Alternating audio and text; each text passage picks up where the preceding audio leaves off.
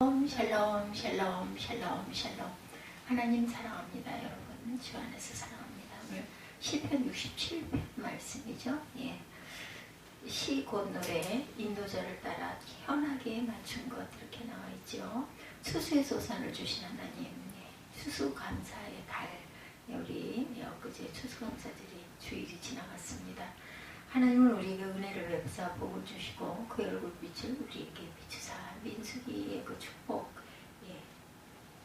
같은 말씀이죠. 주의 도를 따르며 주의 구원을 모든 나라에게 알리소서. 1, 2절이 이렇게 시작됩니다. 67편은 가을의 추수를 감사하는 노래다. 오곡이 풍성하게 무르익은 산천을 바라보는 농부의 기쁨과 감사를 엿볼 수가 있죠. 넘치도록 풍성한 수확으로 곳간을 가득히 채우는 기쁨은 실제 농사의 수고를 해보지 않은 농부가 아니고는 알 수 없는 일입니다. 그리고 그 해를 거두게 된 첫 곡식, 첫 열매, 가장 소담스럽고 훌륭하고 아름다운 것을 감사의 제물로 하나님께 드리는 경건한 믿음이 있는 농부의 모습을 연상하게 됩니다. 아주 아름답고 복된 그러한 광경. 또한 짧은 시입니다. 1절부터 7절까지죠. 주의 도, 하나님의 도를 말하죠. 하나님의 도는 택한 목적입니다. 창세기 18장 19절에 야훼 도를 지켜 의와 공도를 행하게 하려고 그를 택하였다 이렇게 말씀하고 있어요. 사사기 2장 20절에서 22절에도 이스라엘이 그들의 조상들이 지킨 것 같이 나 야훼 도를 지켜 행하나 아니하나 그들을 시험하려 함이라. 하나님과 맺은 언약이기도 합니다. 주의 도라는 것은 하나님께서 우리를 야훼 도를 지켜 행하나 아니하나 시험하려 함이고 또한 언약입니다. 출애굽기 19장 5절의 언약에 대한 말씀, 신명기 4장 8절에 율법과 같이 규례와 법도다. 신명기 4장 33절에 언약을 너희에게 반포하시고 곧 십계명이고 두 돌판에 친히 쓰신 것이다. 이렇게 말씀하고 계시죠. 그리고 또한 레위기 26장 46절에도 규례와 법도와 율법이다. 사사기 2장 22절에도 야훼 도. 그리고 신명기 6장 20절에서 24절에 모든 규례를 지키라. 이는 우리가 우리 하나님 야훼를 경외하기 위한 그러한 도다. 신명기 4장 1절에서 10절에도 내 말을 들려줘. 그들이 세상에 사는 날 동안 나를 경외함을 배우게 하겠다라고 말씀하고 있어요. 넘치도록 풍성한 수확으로 곳간을 가득히 채우는 기쁨은 농사의 수고를 해보지 않은 농부 아니고는 알 수가 없어요. 얼마나 그것이 정말 마음에 그득한 기쁨인지. 조그만 밭을 일궈가지고 배추나 고추나 깻잎을 심고 콩을 심어가지고 그걸 따서 기뻐하는 그런 요즘 주변에 보면 그런 분들 계시잖아요. 정말 그 똑같은 곡식인데도 저희가 그냥 가서 마트나 이런 데 가서 사는 그런 그 채소보다 참 달고 연하고 싱싱하고 부드러운 걸 느낄 수가 있어요. 중간의 과정을 거치지 않고 바로 심어서 따서 먹는 아주 그 싱싱하고 그 신선한 그런 열매. 얼마나 감사합니까? 기쁨이 넘치죠. 그 해에 거두게 된 첫 곡식, 첫 열매, 가장 소담스럽고 훌륭하고 아름다운 것을 감사의 제물로 하나님께 드리는 경건한 믿음 있는 농부의 모습을 연상하게 됩니다. 이 얼마나 아름답고 복된 광경일까. 이 시는 물론 곡식의 소출과 물질의 수확으로 감사한 마음을 가질 뿐만 아니라 오히려 물질적인 감사와 기쁨에 앞서서 하나님의 영광을 높이 찬양하고 이 하나님이 거룩하시고 전능하시고 만물의 주재자가 되심에 감격하여 감사와 찬송을 드리게 되는 영적인 수확을 노래합니다. 특별히 이 노래는 표제에도 기록되어 있는 것처럼 현하게 맞춰 부르는 노래. 그래서 여러 줄이 있는 악기를 사용해서 하모니를 기르며 음악을 연주하는 것인데 이것은 음악적인 효과보다도 영적인 의미가 더욱 짙다고 볼 수가 있습니다. 다시 말하면 악기의 여러 줄을 켜면서 하나의 화음을 이루어 나가는 음악을 이루는 것이 이 시편의 정신이죠. 곡식이 풍성하게 생산되기 위해서는 땅도 하늘도 비도 바람도 햇빛도 사람도 모든 것이 완전히 한 목적의 조화가 이루어질 때만 가능합니다. 한 목적에 함께 이루어져서 어우러질 때만 가능하다. 어떤 불만도 있어서는 안 된 거죠. 마찬가지로 하나님께 드린 이 찬송의 시 역시도 이 모든 것, 다시 말하면 물질뿐만 아니라 영혼과 생명, 의식으로만이 아니라 참 마음과 내용, 사람만이 아니라 모든 만물이 함께, 그리고 나만이 아니라 너도, 너와 나만이 아니라 또한 온 세계 인류가 다 하나님께 영광을 돌리는 것이 참된 감사의 찬송이 된다는 말이죠. 먼저 생각할 것은 은혜를 베푸시는 하나님이십니다. 하나님은 감사하는 성도에게 은혜를 베풀어 주십니다. 여호와는 내게 복을 주시고 너를 지키시기를 원하며, 여호와는 그의 얼굴을 내게 비추사 은혜 베푸시기를 원하며, 여호와는 그 얼굴을 내게로 향하여 드사 평강 주시기를 원하노라. 아멘. 민수기 6장 24절에서 26절이죠. 예. 아론의 축복에 그러한 그 축도, 예, 지금 우리가 그 축도하는 내용과 너무나 흡사한 구약의 축복의 기도입니다. 이 은혜가 우리에게 이루어지기 위해서는 우리가 먼저 감사하는 성도가 되어야 되죠. 범사에 감사하면 반드시 기쁨이 찾아옵니다. 그리고 그 기쁨은 하나님의 복으로 이어지죠. 하나님께서 얼굴을 우리를 향하여 비추실 것입니다. 하나님께서 은혜를 베풀어 주실 것이고 평강을 주실 것입니다. 1절, 하나님은 우리에게 은혜를 베푸사 복을 주시고 그의 얼굴빛을 우리에게 비추사, 그 다음은 평강 주시기를 원하노라이죠. 하나님이 우리에게 은혜를 베풀어 주셔야 우리가 온전히 살 수가 있어요. 또한 우리가 온전한 영적인 충만함으로 서서 갈 수가 있죠. 우리의 행복은 다른 데서 오는 것이 아닙니다. 하나님의 은혜가 있어야만 우리는 행복할 수가 있습니다. 따라서 하나님이 우리에게 은혜 베풀어 주시기를 우리는 간구해야 하죠. 그렇지만 은혜를 구하기에 앞서서 먼저 해야 할 일이 있는데, 베드로가 나를 따라오느라 내가 너로 사람 낚는 어부가 되게 하리라 하셨을 때, 주여 나를 떠나소서 나는 죄인이로소이다. 베드로가 이렇게 고백하죠. 우리가 하나님께 기도할 때 먼저 기도해야 할 첫 마디는 가슴을 치며 불쌍히 여겨주시옵소서 나는 죄인이로소이다. 이런 고백이 마음에서 일어나야 됩니다. 우리가 하나님께 기도할 때 먼저 기도해야 할 첫 마디, 예, 누가복음 18장에 보면 세리는 하나님 앞에서 머리를 써서 감히 눈을 들어서 하늘을 우러러보지도 못하고 가슴을 치며 하나님이여 불쌍히 여기소서 나는 죄인이로소이다 이렇게 고백하죠. 우리는 우리 스스로 얼마나 비참한 죄인인가를 먼저 알고 이 비참한 자리에서 건져주시기를 소원해야 합니다. 그럴 때 하나님께서는 우리의 죄를 용서해 주시고 하나님은 우리에게 복을 주시죠. 우리가 가정에서 자녀를 양육하면서도 같은 사실을 체험하시리라 믿습니다. 우리 자녀가 혹시 잘못할 수가 있어요. 그러나 그 자녀가 자복하면 부모된 마음은 측은한 생각이 들고 미운 생각이 없어지고 잘못을 용서해 줄 뿐만 아니라 뭔가 더 살펴주고 싶고 뭐가 불편한 건 없나, 배가 고프지는 않나, 어디가 아프지는 않나 더 측은하고 안타까운 마음이 들죠. 이것이 바로 부모의 마음입니다. 그것을 알기 때문에 시인도 하나님께 기도합니다. 하나님이 우리에게 복을 주소서. 그리고 그 다음 기도는 주의 얼굴을 우리에게 비추소서. 태양이 우리를 비춰야 우리가 따뜻하지 않습니까? 날이 추우니까 난방을 틀어서 그 바람으로라도 우리가 훈훈한 그런 온도가 되어야 우리 몸이 편안해지는 것처럼 하나님이 우리에게 얼굴을 비춰주셔야 우리가 그 얼굴 안에서 평안을 누리게 되는 것이죠. 여기 세 마디는 같이 연결되는 내용의 기도입니다. 죄 지은 인간을 하나님께서는 얼굴을 돌이키셔요. 그러므로 은혜를 베푸셔서 죄를 용서해 주시기 위해서 기도합니다. 여기 세 마디 같이 연결되어 있습니다. 그리고 죄의 용서를 받을 때 하나님 우리에게 영육간에 복을 주신다는 것. 따라서 돌이키셨던 하나님의 얼굴을 우리에게 비춰주시죠. 하나님의 얼굴을 우리에게 비추시는 것이 얼마나 큰 복인지 우리가 알아야 합니다. 하나님을 알게 된 것, 하나님을 느끼고 하나님 말씀을 우리가 묵상할 때 마음에 감동이 오는 것 기적입니다. 기적.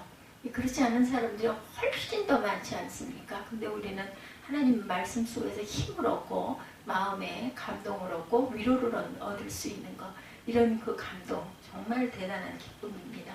따라서 돌이키셨던 하나님의 얼굴을 우리에게 비추셨을 때 그 축복과 그 은혜, 태양빛이 우리에게 따뜻한 그 빛을 비춰줬을 때, 그러니 광야 40년 그 생활 속에 밤에 그 추위 속에서 아침에 또한 따뜻한 햇빛을 비춰주셨을 때 얼마나 감격이 더 컸을까요?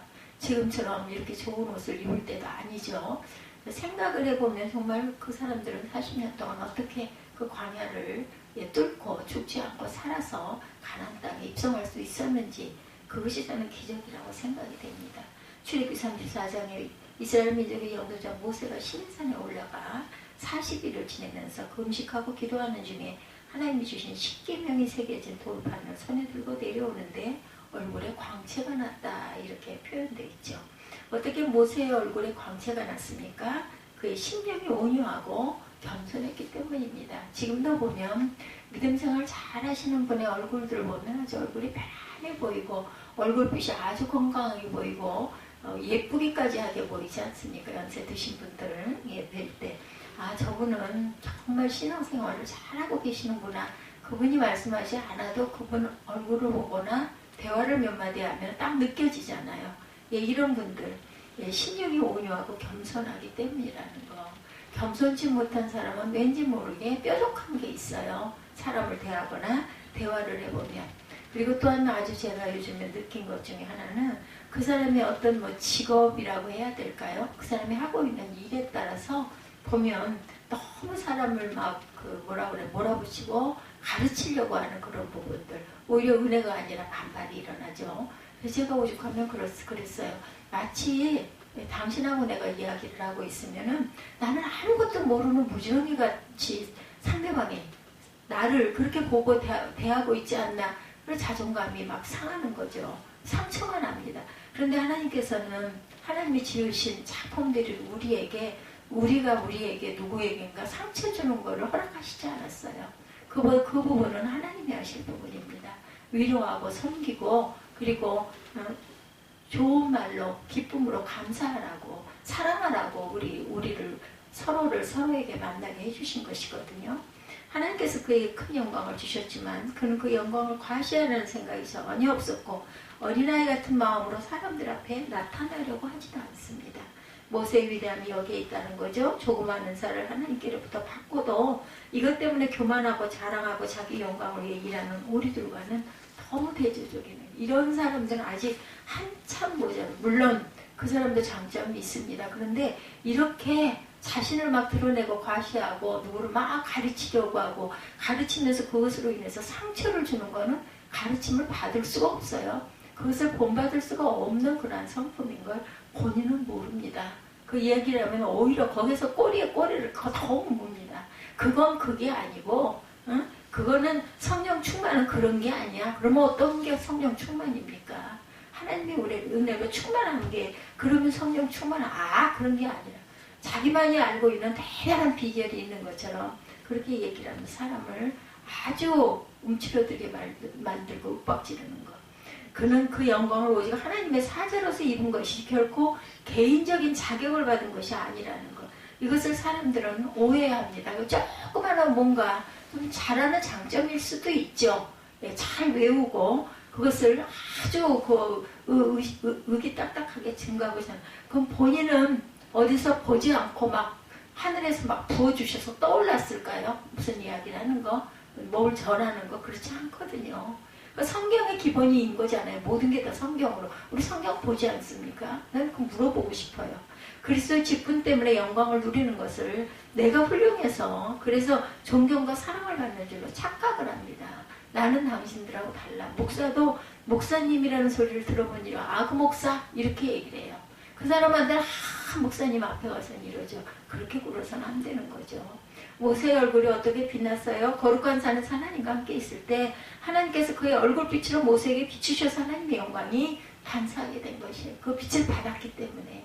하나님은 빛이시기 때문에 그를 바라보는 사람은 빛을 얻어서 그의 빛을 반사하게 되는 거예요. 내가 잘나서 그런 게 아니라 하나님의 은혜로 우리가 그 빛을 하나님의 은혜로 말씀을 증거하고 전할 수 있게 된 것이고 하나님의 은혜로 깨닫게 된 것이고 하나님의 은혜로 그것을 증거하고 전하게 되고 하나님의 은혜로 내가 서 있을 수 있게 됐다라는 거, 내가 호흡할 수 있게 됐다라는 거, 감사할 것밖에 우리는 없습니다. 뭐 누가 특별히 다른 게 아니에요. 그 사람에게 그런 특징이 있다면 그 상대방에게 하나님이 지으셔서 낳으셔서 세워놨으니 그 사람에게 또 특징이 있겠죠.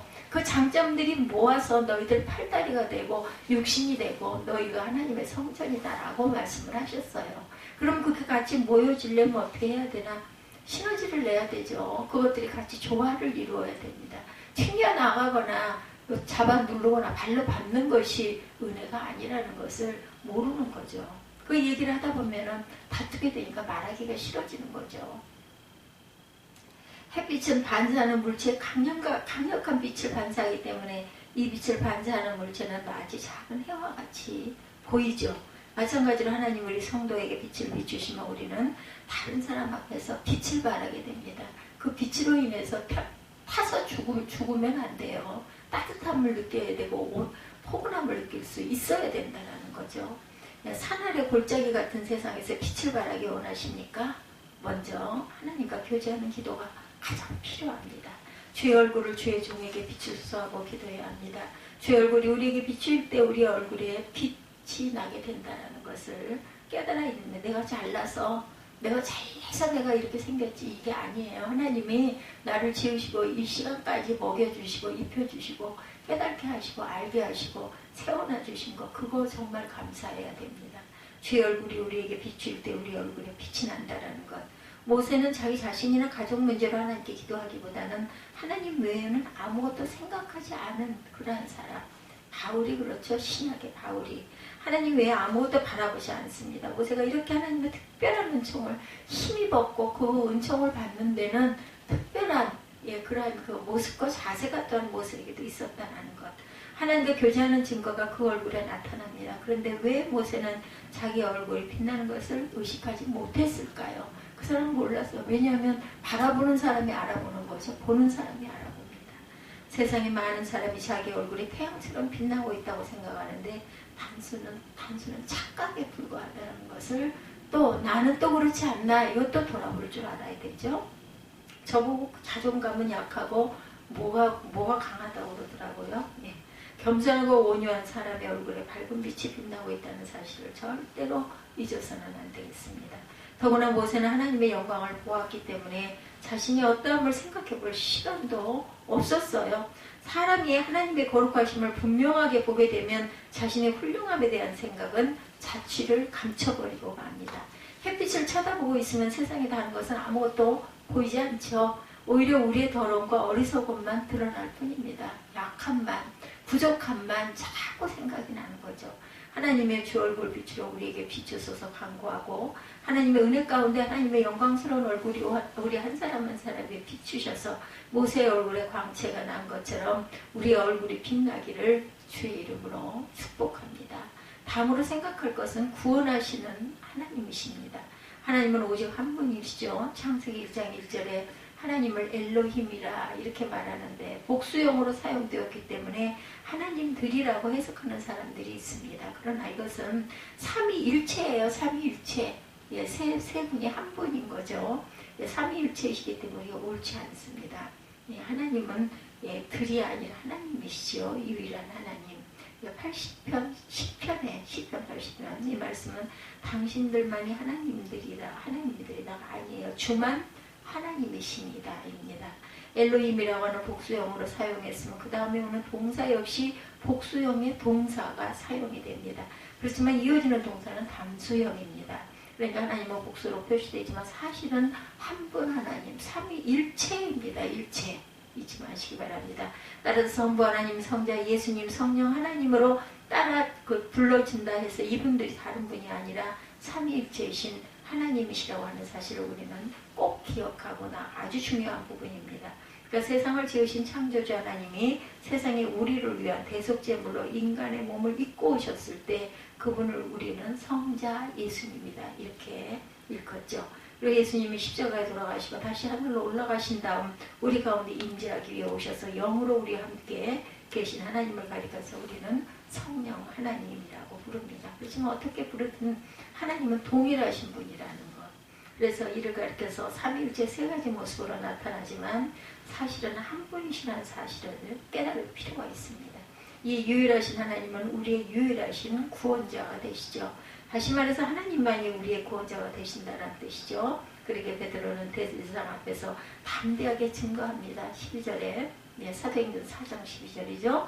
다른 이름으로서 구원을 받을 수 없나니 천하 사람 중에 구원받을 만한 다른 이름을 우리에게 주신 일이 없습니다.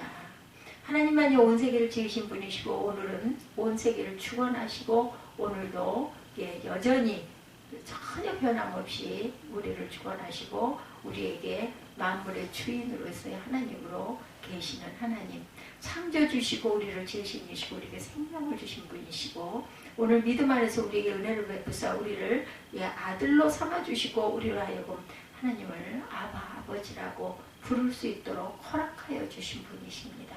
그렇지만 우리는 값없이 믿음으로만 구원을 얻었지만 하나님은 저 공짜로 이 구원을 이루신 것이 아니고 인간의 몸으로 세상에 오셔서 죄악으로 말미암아 죽을 수밖에 없고 심판받고 멸망당할 수밖에 없는 우리를 대신해서 십자가에 죄 없으신 분으로 돌아가셨습니다. 그러니까 우리의 영원한 생명은 예수의 생명의 희생을 통하여 얻게 된 것이라는 것. 오직 생명은 생명으로만 갚을 수 있는 거죠. 그러게 우리 하찮은 인생을 위해서 하나님께서는 가장 고귀한 그러한 생명으로 우리의 생명을 살려주신 것, 바꾸어주신 거죠. 2절에 주의 도를 땅 위에 주의 구원을 모든 나라에게 알게 하소서. 이 짧은 시편 7편의 7절의 시편이 이렇게 기가 막힌 하나님의 은혜와 영광을 나타내고 있습니다. 다윗은 창조주 하나님께 주의 도를 땅 위에 주의 구원을 모든 나라에게 알리소서라고 기도합니다. 이 기도의 목적은 모든 민족이 하나님을 찬송하고 영광을 돌리게 해달라는 간구가 있습니다. 우리가 왜 하나님을 찬송해야 합니까? 그 이유는 오직 하나이죠. 우리가 하나님께 구원받았기 때문에 하나님께 감사와 영광을 돌리는 것이죠. 우리가 믿음으로 구원을 받았지만 이 구원을 우리에게 베풀기 위해서 하나님 가장 귀한 생명으로 바꾸어 주셨습니다. 따라서 구원은 오직 하나님으로만 말미암은 은혜입니다. 이 은혜에 항상 감사하고 하나님께 영광을 돌려드리는 하나님의 사람들이 다 되시기를 축원합니다. 계속해서 찬송받으시는 하나님, 하나님께 구원을 받은 사람들이 우선적으로 해야 할 일, 그것은 하나님을 찬송하는 것입니다. 모든 피조물, 특히 구원받은 모든 성도들은 마땅히 하나님께 찬송을 드려야 되죠. 성도는 언제 어디서나 하나님을 찬송해야 합니다. 위기에 처할수록 그래서 찬송조차 하기 힘들다고 할 때 우리 하나님을 높이며 그 능력을 찬송해야 하죠. 하나님께서 찬송을 받으실 때 권능의 손을 펴서 복을 주시죠. 인생의 목적 자체가 바로 그 하나님을 찬송하고 영광스럽게 하는데 우리는 항상 쓰임을 받아야 합니다. 찬송을 통해 일어난 하나님의 놀라운 역사는 이를 헤아릴 수 없을 정도로 많습니다. 바울과 실라가 빌립보에서 복음을 전하다 죽도록 매를 맞고 감옥에 갇혔죠. 그러나 그들은 조금도 원망하지 않고 옥에서 한밤중에 찬송을 합니다. 그랬더니 찬송을 부를 때 지진이 나고 우문이 열리고 메인 곳이 풀려나죠. 오히려 그것을 기회로 빌립보 감옥의 간수장과 그 온 집이 예수를 믿고 거기에서 교회가 쓰는 그런 역사가 일어남을 우리는 사도행전에서 보고 옵니다. 악신이 사울에게 이를 때 다윗이 수금을 취하여 손으로 탄즉 악신이 떠나갔다. 그것을 하나님은 찬송하는 성도에게 힘이 되고 방패가 되어 주신다라는 겁니다. 하나님은 찬송하는 성도에게 의지가 되어 주시고 기쁨을 주시죠. 하나님은 찬송하는 성도에게 성령을 주시고 구원의 요새가 되어 주십니다. 4절에 온 백성은 기쁘고 즐겁게 노래할지니 주는 민족들을 공평히 심판하시며 땅 위의 나라들을 다스리실 것입니다. 아멘. 주는 민족들을 공평히 심판하신다 이렇게 말합니다. 이 민족들을 공평히 심판하시는 하나님이 우리를 지키시고 우리나라를 지켜주시기를 주의 이름으로 축복합니다. 마지막으로 복을 주신 하나님 5절입니다. 하나님이여 민족들이 주를 찬송하게 하시며 모든 민족으로 주를 찬송하게 하소서. 하나님은 만복의 근원이시죠. 하늘과 땅의 모든 복은 하나님께로부터 옵니다. 그러기에 바울은 에베소서 1장 3절에 권면합니다. 찬송하리로다 하나님 곧 우리 주 예수 그리스도의 아버지께서 그리스도 안에서 하늘에 속한 모든 신령한 복을 우리에게 주시되. 아멘. 이는 복을 주시는 주체가 누구신지를 분명하게 선언하는 말씀이죠. 그러면 왜 하나님께서 복의 근원이 되신다고요? 그 이유는 복을 받도록 구원하도록 하기 위함이다.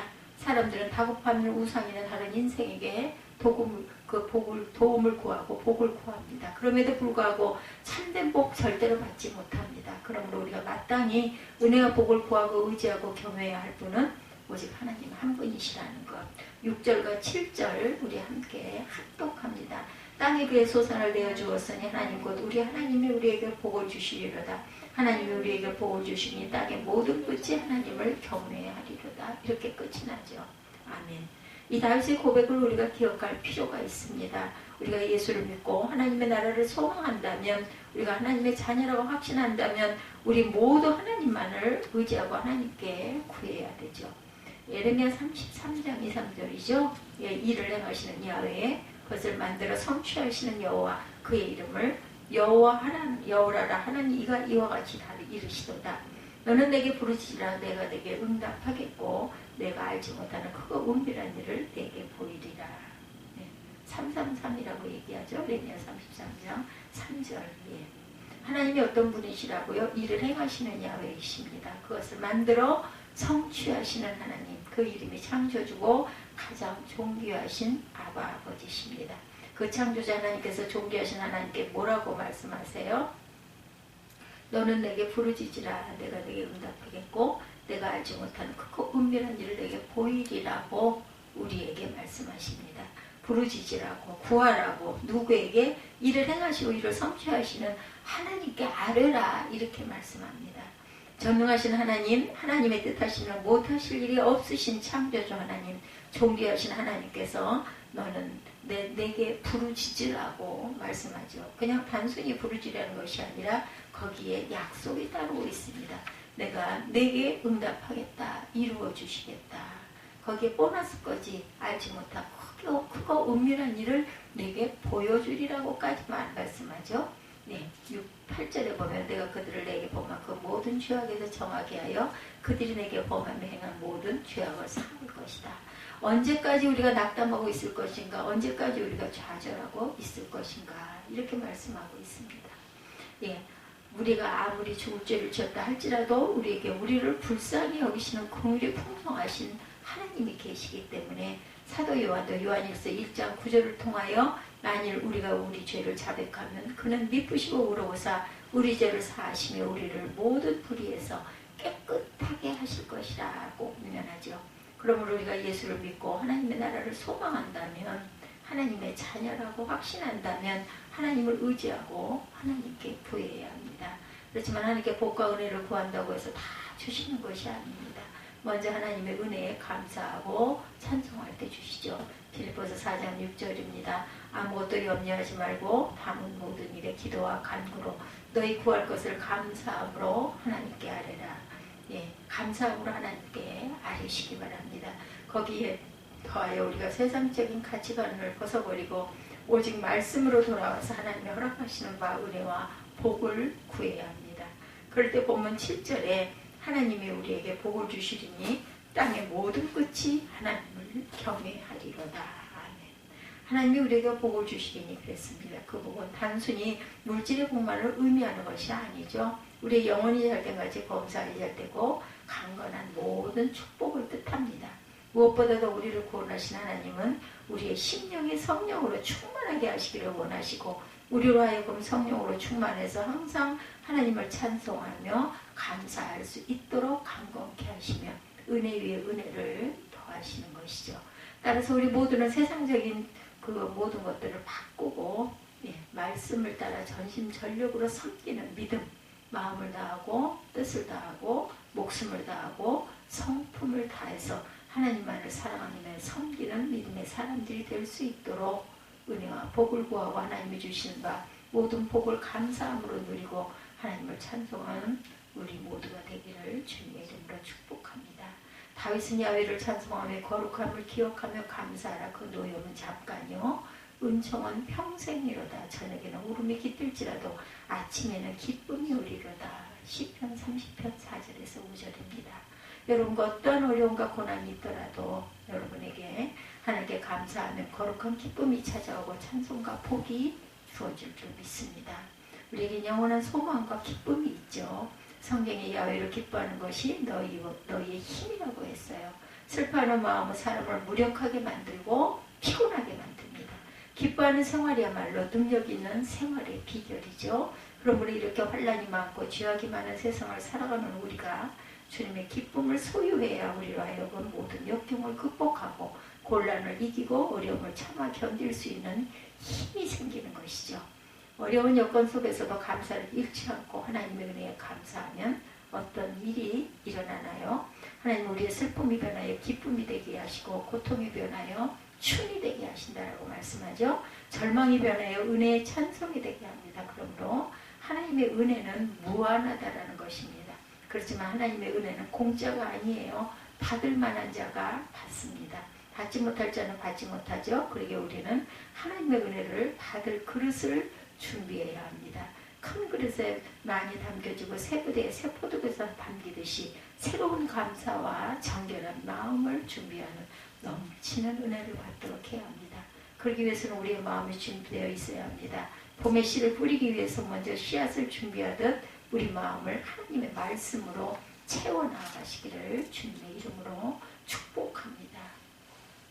시편 136편 1절에 야훼께 감사하라 그는 선하시며 그 인자하심이 영원하미로다 말씀하죠. 갈라디아서 6장 6절에서 10절에도 성령을 위하여 심는 자 가르침을 받는 자는 말씀을 가르치는 자와 모든 좋은 것을 함께하라. 스스로 속이지 말라. 하나님은 업신여김을 받지 아니하시나니 사람이 무엇으로 심든지 그대로 거두리라. 자기의 육체를 위하여 심는 자는 육체로부터 썩어질 것을 거두고 성령을 위하여 심는 자는 성령으로부터 무엇을 거둬요?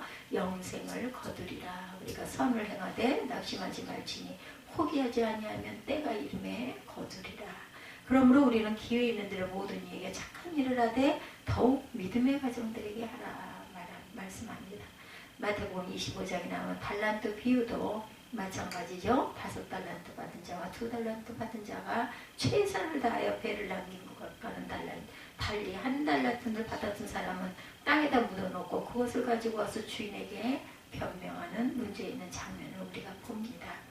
그 종이 하는 말이 주인이여 당신은 굳은 사람이라 심지 않은 데서 거두고 해치지 않은 데서 모으는 줄을 내가 알았으므로 두려워하여 당신의 달란트를 땅에 감추었다. 이렇게 주인을 당신을 내가 너무 잘 알기 때문에 이렇게 했다. 이걸 내가 한 것은 내가 한 게 아니라 당신 때문에 내가 이렇게 했다 하므로 책망을 받죠. 악하고 게으른 종 말씀합니다. 게으르다는 말에 대해서 쉽사리 납득이 갑니다. 그렇죠.